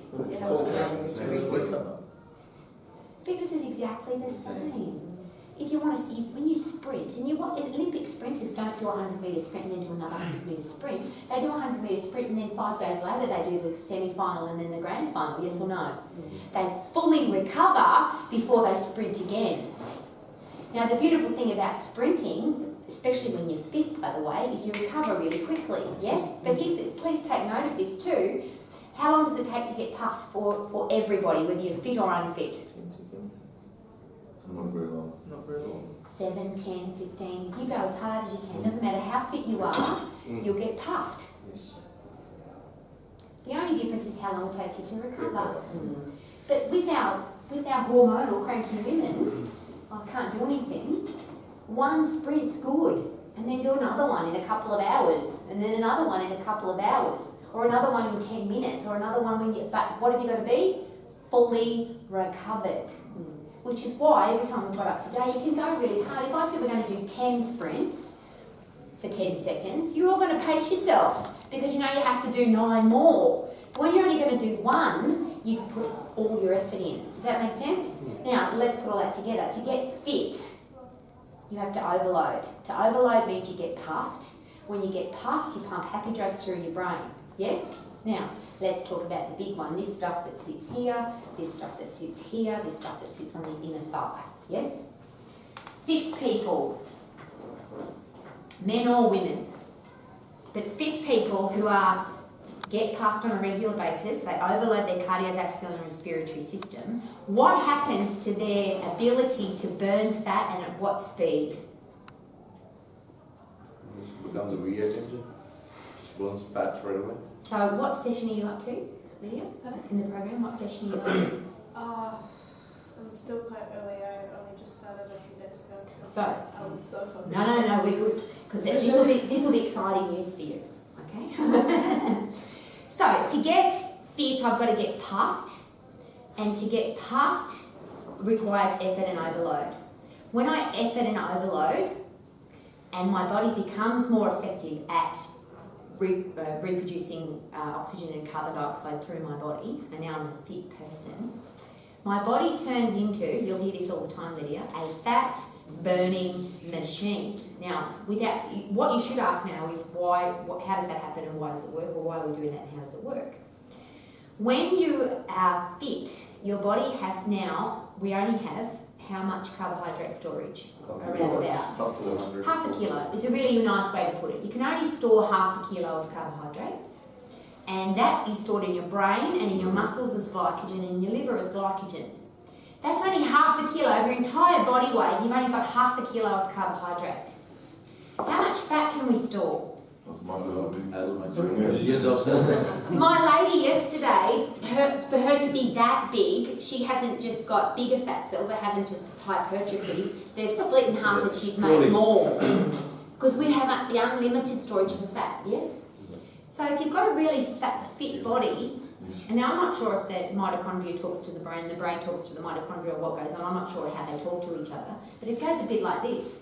Hey, if you're going to keep doing this fit stuff, I have to conserve the carbohydrate because I can only store 500. So I'm either going to eat a stack of lollies, so I've got a constant flow, and elite athletes do that are constantly moving. They have to keep eating carbohydrate because they can't get enough of it. Says Felix, I'll have another chocolate, awesome. But what I've got to do now is I've got to conserve the carbohydrate I want to burn the fat because I've got unlimited storage for fat, but I've only got half a kilo for carbohydrates. So I don't know how the communication goes about, but it's called your respiratory quotient. Your percentage of fat versus carbohydrate, and your body will always burn a percentage of the two. The body says, hey, let's conserve the carbohydrate and let's get rid of this fat stuff when you're fit. Is that exciting to anybody? Yes. Fit people burn a higher percentage of fat than they do of carbohydrate. Because you want to store the carbohydrate, because every time you get up to sprint, turn it off, let's go. See, every time we've done this, your brain's gone, oh my goodness, we've got to do this again. This requires what? When we're sprinting, what's the only energy source? The only energy source is carbohydrate. Pick your, Felix, what's your favourite number? 8. All right, counting up, go. 1, 2, 3, 4, 5, 6, 7, 8. Woohoo! Stored phosphate first, then carbohydrate. Isn't that exciting? Have a seat. So fit people have instant, the more often you get puffed, the more often you pump happy drugs through your brain. You turn your body into a fat burning machine because your body prefers to burn fat than it does to burn carbohydrate. Is that exciting? So, if I'm a woman and I've got fat on my ass and fat on my inner thighs and fat on the back of my arm, I'm sharing this because most exercise professionals screw this up. You can't spot reduce. Body can't take fat for a certain area. It's true. If I stood here and did this, I'm not burning fat off my arm, am I? Oh, look at that fat exploding off my arm. Just gonna create a burning sensation, that's all. For Lydia and Felix who are new though, have a look at this movement, which is not much different to this movement. Yeah, but, we actually spoke about that work just not too long ago. Like why we don't do sit-ups, because like nothing really happens. It's like just doing this for ages. Sure, you'll get tired eventually. you might get a little burn, but nothing is happening. No fat's coming off here. Exactly. So, but if I'm a fit person and my body's a fat burning machine and it prefers to burn fat, where do women store their fat? So rather than telling a woman that she can't spot reduce, what about saying to her, when you're fit, you're going to burn fat off your whole body, which includes your, huh? Yes or no? Yes. So it's not about little exercise, it's about how fit you are, yes? Is anybody as excited as me? Yes. If every woman in the world had happy drugs pumping through her brain every 20 minutes, and her body was a fat-burning machine, and she was fit. Now, here's an interesting thing about fit people. You've got a challenge in your life, but you are capable of sprinting for 10 seconds or doing a 24-hour Spartan race or walking for 100 kilometres or running half a kilometre even though a half marathon even though you shouldn't be able to because your knees are screwed up. You know all the things that fit people can do? Love you too! Not reflections. What happens to your mental strength when you're fit? Get stronger. How much stronger do you reckon Rob is now that he's done a 24-hour Spartan race in Sweden in winter? What else can I do? When you run across the line for a marathon or half marathon and you've done it and you weren't supposed to be able to do it because somebody told you that you can't do it because your body's not built for running, how do you feel? Awesome. I signed up one of the ones. You didn't want to do marathon when you went across the line. Yeah, but how did you feel? Yeah, the last few hundred meters you even go faster. Is it possible that a woman that is hormonal, angry, grumpy, frustrated, wrong time of the month, menopausal, etc., if she were to get really fit and to pump happy drugs through her brain, turn her body into a fat-burning machine, and to be able to overcome major challenges because she's fit, is it more likely that she'd be able to handle the wrong time of the month or pregnancy or menopause more effectively? Please say yes. Now, Helen, who's lived the most years on the planet besides me in this room, are there going to be, is it possible that there are going to be challenges in our lives? Yes. Is it possible that even with the most positive attitude that you could get a cramp or a headache or a bloated stomach when you have wrong time of the month? Yes. Or just call it, it's my period. Is it possible that you go through the menopause and you have some kind of physical pain or challenge, yes or no? Is it possible, however, that if you are fitter, you'll handle it better? Yes. Oh! How do we get people fit? High intensity. But Please take away from today that the further you go away from zero, the more likely or less likely people are to do it. Yes? Now that's for the 90% of people that don't like to exercise. You might come across somebody that loves to exercise and they love to go to the gym 5 days a week and they love to that's cool. That's good. Ask them. But before you deliver, you have to go to the gym 3 times a week, do 27 exercises, and here's the better question. How little can I do to get the best result? And I'll rephrase that because regardless, somebody says to you, I like going to the gym 5 days a week for 2 hours and I like to ride my bike for 200 kilometres every day and I like to go for a marathon run every Saturday, Sunday. Let's say you come across that person, yes? Is it possible that sometime in their life they won't have time to do that?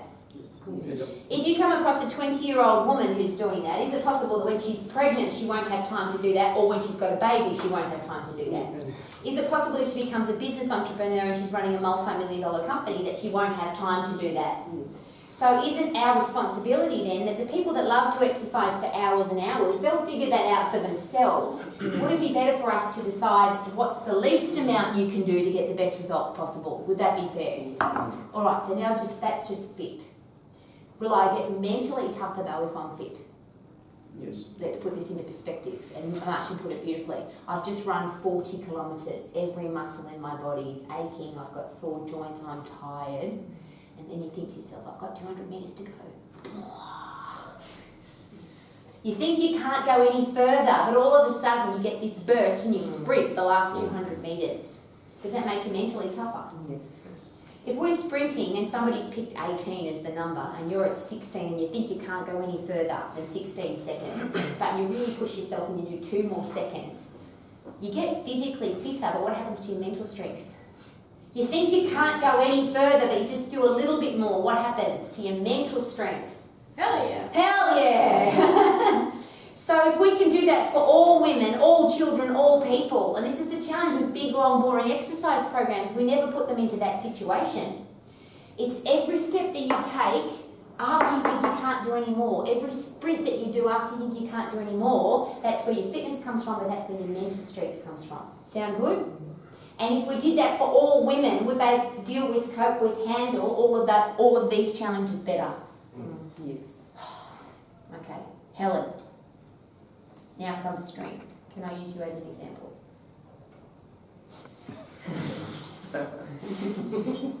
This is the hospital story. So I met Happy Helen via her sister, who I met via my lawn mowing man. And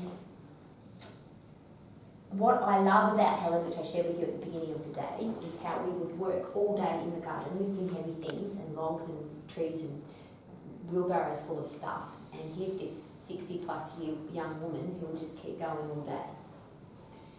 I get a telephone call to say Helen's in the hospital, an Aldershot hospital, and she's broken her neck. Can you imagine what that's like to get that? And now Helen's my friend, but imagine what that was like for her family and her kids to get that information. So Kayvan and I visited on a regular basis, and what happens when you lie in the hospital? You waste away. So my goal was that there would come a stage where not only would Happy Helen be out of the hospital, but she would be fit and strong when we were back doing the gardening. And I'm very happy to share with you that Happy Helen trains with the Mangans at their home studio every Thankful Day Thursday. And look at her, she's just getting younger and younger. The power of a strong woman is what I'm going to finish with today. So, if my muscles are not pulling on my bones, what happens to my bones? Now, you've all heard my story of my mother. My mother was diagnosed with advanced osteoporosis at 74 years of age, and they put her in a walking frame and put her on Fosamax, which is the normal drug for osteoporosis. She came to her house, and doesn't listen to me, I'm her daughter, came in and said, this is bullshit, there's no way. So he throws the walking frame away, and the first thing he got her to do was stand on one leg. Because what when your muscles waste away, there's fast twitch and slow twitch muscle fibres. Which are the first ones to waste away? The fast twitch. The fast twitch. But why do they waste away? Because you don't use them. Because we stop doing The high intensity. fast things. The slow twitch stay around because we're still doing slow things. But if your fast twitch muscle fibres waste away because you stop doing fast things. But there comes a time in your life, even if you're an old person, where you might trip over, for example, and you have to quickly put your foot down to stop yourself from falling. It's a fast reaction. But if the fast twitch muscle fibres have wasted away, what happens to your ability to stop yourself from falling? You fall. So the first thing I then got my mum to do was to stand on one leg to start getting balance back. It was a long, slow process, and it's all in the program. My mother will tell you the story. But anyway, we took her from advanced osteoporosis to slight osteopenia. So she had a bone mineral density test at 80, and the orthopaedic surgeon said, we have to run the test again because you're obviously, the test is wrong. You don't have osteoporosis anymore. You have slight osteopenia. Now, we've got teenagers that have got more than slight osteopenia. So you could probably only do this when you're 80. He said, we have to run the test again, or the Fosamax must be working. And so my mum puts her hand on the hips and she says, no way, you told me the Fosamax doesn't stop osteoporosis, it just slows it down. She said, well, I've reversed it because my son-in-law's got me lifting heavy things and boxing. My mother had heart surgery, apparently heart disease in the family. She had a stent operation. The first thing she said to the cardiologist when she came out of the operation was, when can I start boxing again? She was over 80 years of age. The cardiologist steps back and he says, nobody's ever asked me that question before. Because what do most people do when they've just come out of cardiac surgery? Sick, depressed, tired, can I have some ice cream? Like, my mother wanted to box again. One of the coaches at NACS bought her a new set of boxing gloves and had them there ready for her when she came out of the operation, so that she was excited about. Can I just use that as an example? If you've got somebody going into surgery who's an athlete, wouldn't you have their black belt next to them when they come out of the operation, or have their tennis racket or their running shoes next to them to inspire them to get going again, yes or no? So, osteoporosis, bone thin disease, that's the skeletal system. You don't have to get it. And if you've got it, you can build your bones back. Is that exciting?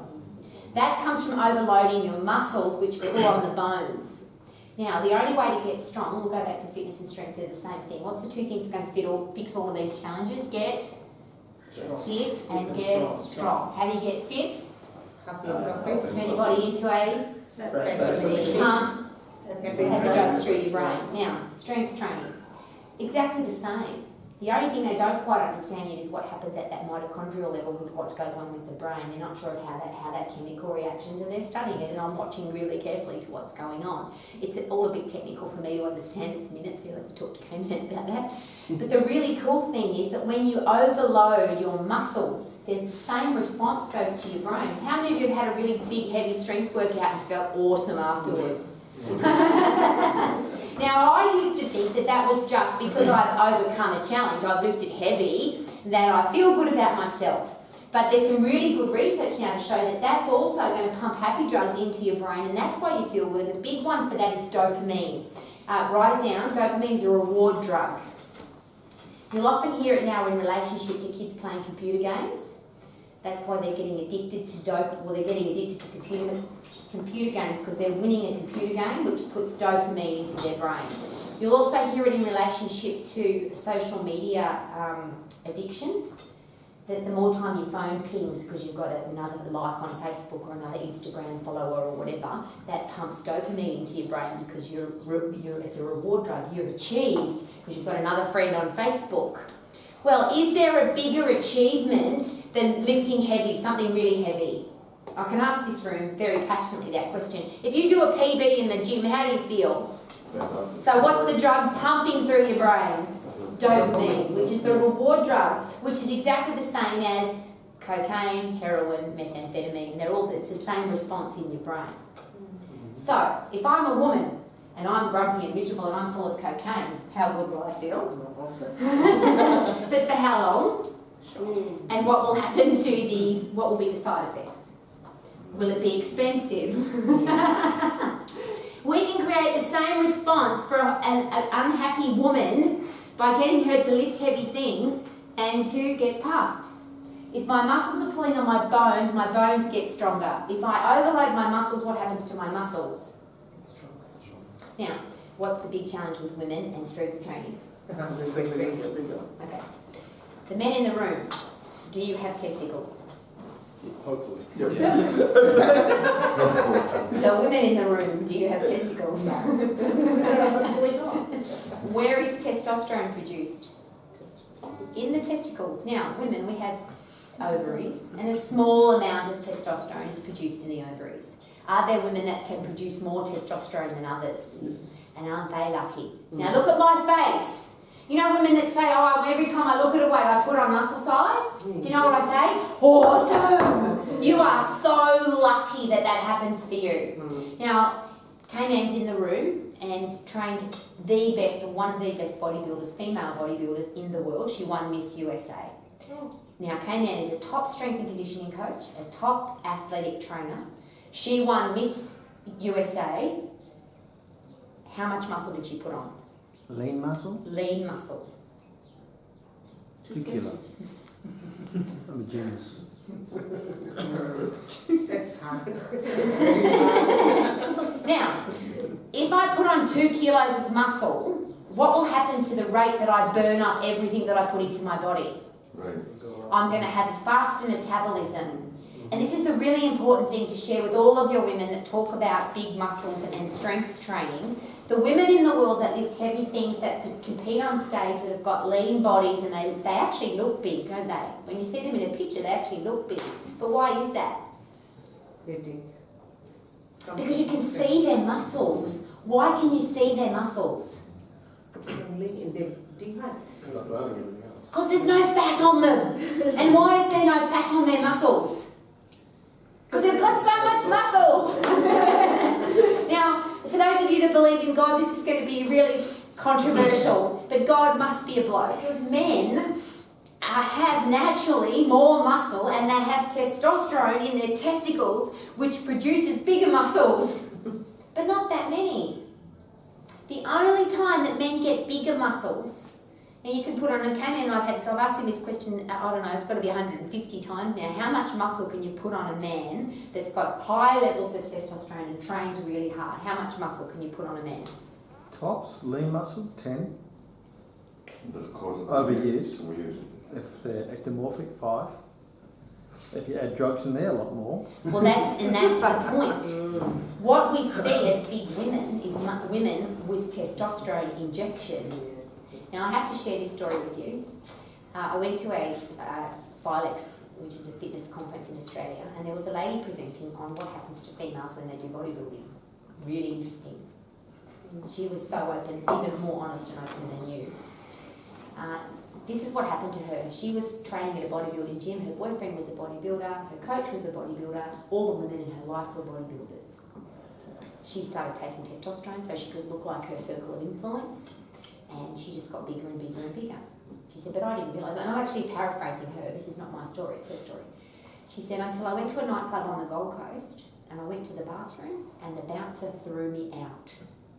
She said I had blue jeans, a white t-shirt, and he thought I was a bloke, and I was going to the girls' toilets. So he threw me down the stairs at the nightclub. She said, when I stood up, I saw my reflection in the window at the bottom of the nightclub on the street. And she said there was nothing about me that was feminine. I was a bloke. And if you look at her physiologically, she was full of testosterone. She showed us pictures of her clitoris. She showed us pictures of her Adam's apple. She showed us pictures of her completely flat chest, which was now plastic because she had implants. There was nothing about her anymore that was female because she was full of testosterone injected. You may want to explain why the clitoris, because some people don't realise what happens to the clitoris. It becomes a penis. I got it in one of your videos I did, and I'm like, ooh. It looked like a penis.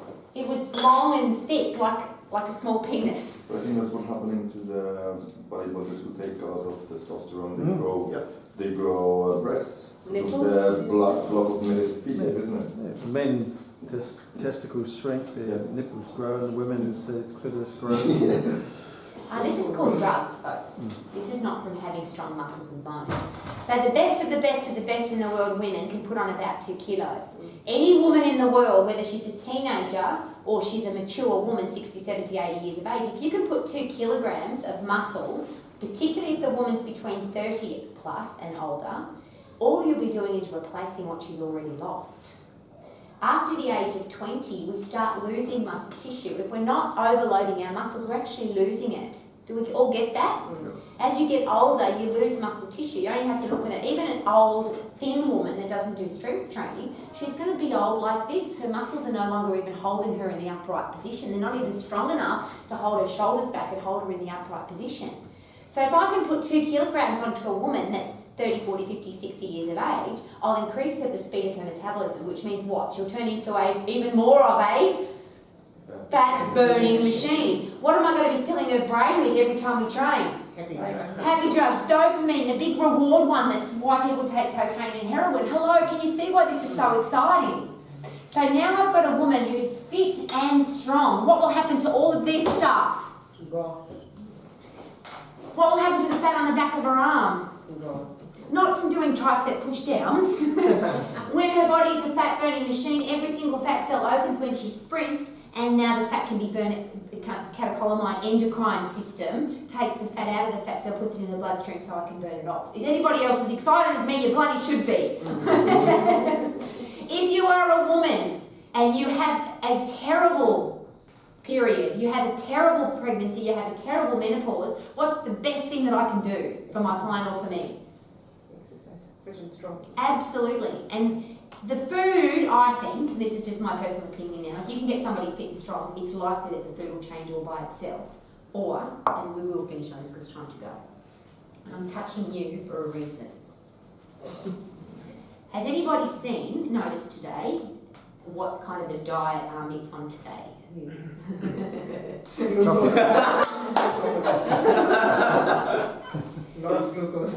Because here's the challenge. With women, this is probably the biggest one. The emotional scale for food, and I'll use it again here. And Lydia, this is really important for all of us to get before we go. 0 about food is I'm completely logical, and food has no control over my life. I just eat when I'm hungry, I stop eating when I'm full, and my life is food is just part of my life, yes? 10, food is in complete control of my life. Every time I sit down, and this happened, I don't think it's happened today, which is awesome, but often people get angry at me at a Max workshop because there's lollies. Now, those of you that don't eat lollies, or you aren't hungry, wouldn't even know that there's lollies here, because you're not hungry. And when you have no emotional attachment to food, when do you eat? And what do you eat? Whatever's there, because you're hungry. So you just eat food, yes? If you're 10 on the emotional scale, so there's no logic anymore, it's all emotion.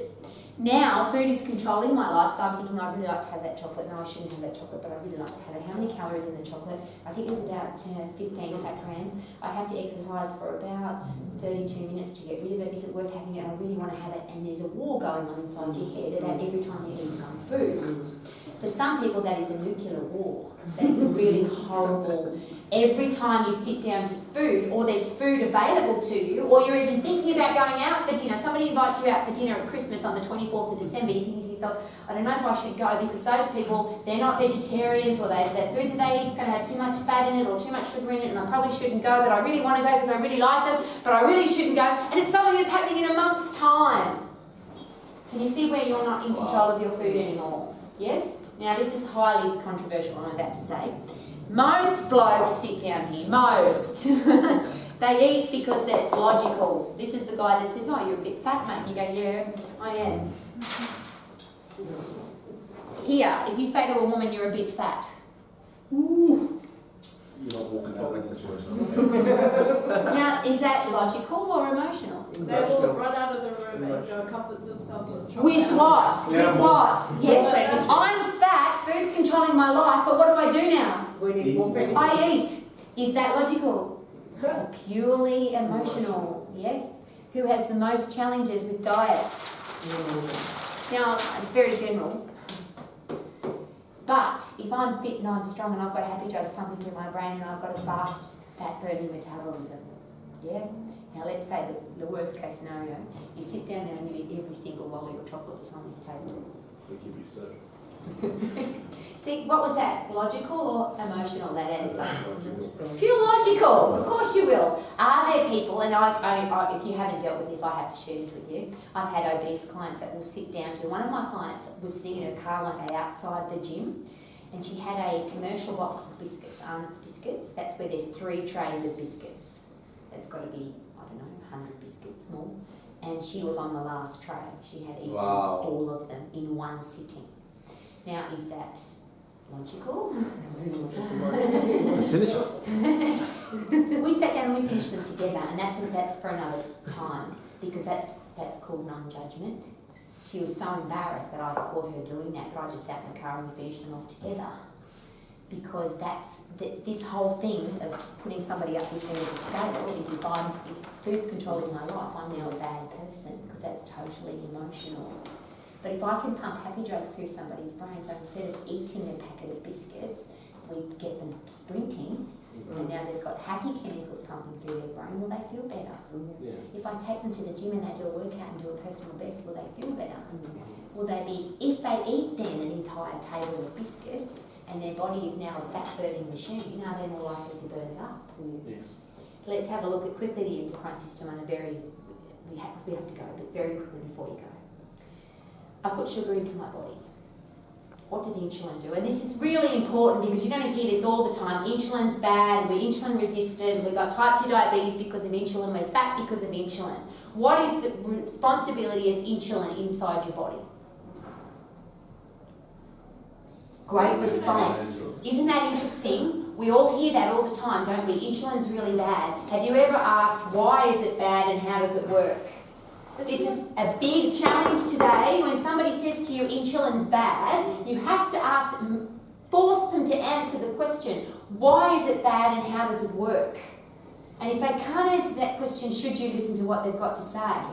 Because everybody, literally, and I'm being very general, but our profession is just full of sugar, carbohydrates bad, Calories. insulin's bad, the whole bit. Ask why and how. What does insulin do? When you eat food, it has a responsibility. Isn't it a quick burst of energy? No. But isn't that interesting? Doesn't it break down glucose? Close. And a lot of people, that will be the answer. Insulin is responsible for Transporting. opening the cells to take in food. Not sugar, not glucose. It is in the endocrine system, the hormonal system, it is the hormone responsible for opening the cell to take in the food. So insulin will spike when you eat anything. Got it? Anything. Now there are people who study that. The endocrinologists study, okay, what happens does it spike higher when you eat sugar, or does it spike higher when you eat fat? And some will suggest that it spikes higher when you eat sugar, but fish will spike your insulin and bread will spike your insulin. Sugar is in everything. Yeah, but meat will too, and there's no sugar in there. So what does, just there's a great thing to walk away from. What's insulin responsible for? Opening the cells. It's a little gate that opens the cell to put stuff in the cell. It's pretty easy, yeah? So here's the great question.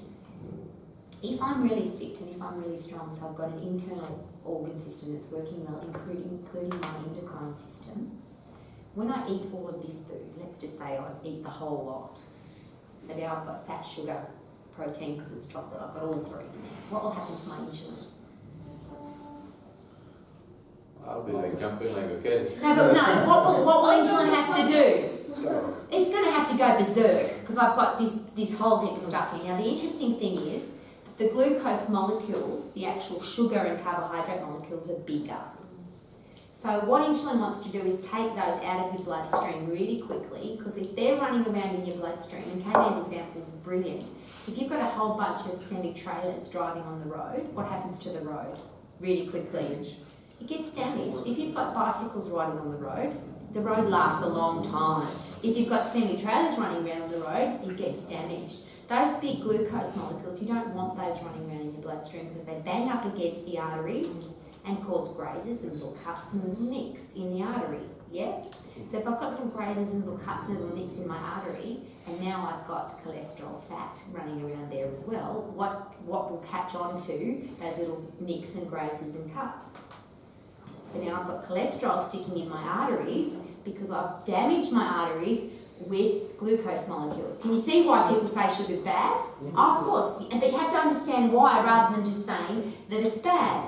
But if my endocrine system's working really well, so the insulin opens up the cell and I pop all of it away really quickly, have I got a challenge? So now my sugar's full now in my half a kilo that I can store, and my fat cells are open and taking the fat in, and my amino acid pool is taking the protein in. Pretty exciting? Challenge, if I've got more than 500 grams, more than half a kilo, what happens now? Well, I can't store anymore. The body will try to overheat and try to burn it off. If not, then it goes through lipogenesis. And it'll turn to fat. So he's got it. But what's the easy fix? What's the easiest to fix? If you've got a big pile of glucose molecules running through your bloodstream, what's the quickest fix? Because when you sprint, everybody up, last one for the day. We're going to do a really endurance effort. You ready? 19, count up. Go! 1, 2, 3, 4, Harder! 5, 6, 7, Woo! 8, Go! 9, faster! 1, 2, 3, Harder! 4, 5, 6, 7, 8, 9. What do most people do when they had a big sugar meal? Sit down. So even if you've eaten a big pile of stuff that you think you shouldn't have, it's bad for you, you can't have it, what's the best thing to do? As exercise professionals, when we get people fit, we turn their body into fat burning machines so the fat gets burnt up quicker because the respiratory quotient is a high percentage of fat. But what happens to the sugar? That sprinting session you do, there's no fat burnt there. What's the only energy source? Only sugar, it's only carbohydrate. So to wrap all of that up, if we get all women, all men, all kids fit and strong, what will happen to their brain? They will pump epidurals. Will they feel happier? Yes. Will they feel better? Yes. Dopamine's a reward drug. So how will you, I've achieved something. How do you feel when you've achieved something? Awesome. Can you see why 10-second sprints throughout the day is a really great idea? Yes. Would it be a great app to have on your phone? Yeah. Would it help with all kind of mental illness and mental challenges?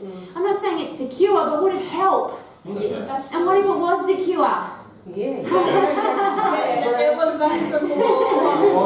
What if, as a menopausal woman, as an emotional woman, instead of feeling emotional and eating some more Tim Tams, what if I sprinted on the spot and pumped happy drugs through my brain, did a heavy strength training session, pumped dopamine through my brain? How would I feel? Awesome. And if I put on 2 kilos of muscle because I'm a world champion bodybuilder, what would happen to my metabolism? Oh, sugar, fat, I would look amazing because I wouldn't have any fat on my body because my fat would be getting burnt up by my respiratory quotient being higher in fat, and you'll be able to see my muscles, which women say, oh, but I'm getting so big. Really? Is it possible that the big thing hanging down the back of your arm is not your tricep muscle? Is it possible that that's fat hanging down the back of your arm? Yes or no? Now, you don't say this to women, Amit. Is it possible that that fat stuff hanging down the back of your leg is not your gluteus maximus? The gluteus maximus is the biggest muscle in your body. You want that thing to get bigger if you can, because if your butt gets bigger muscularly, which is exactly what you said, what will happen to the fat on your ass? Is that exciting? Yeah, that is. So the fat that's hanging off your body, the big stuff, the women are big from fat, we're not big from muscle. And if we could put on some muscle, we would be thinner, we would be smaller. The bodybuilders that stand on stage without any testosterone pumping through their needle are little tiny women. They're size 4 and size 6 and they just look fantastic. So if we can get people fit and strong, that'd be awesome. Yes.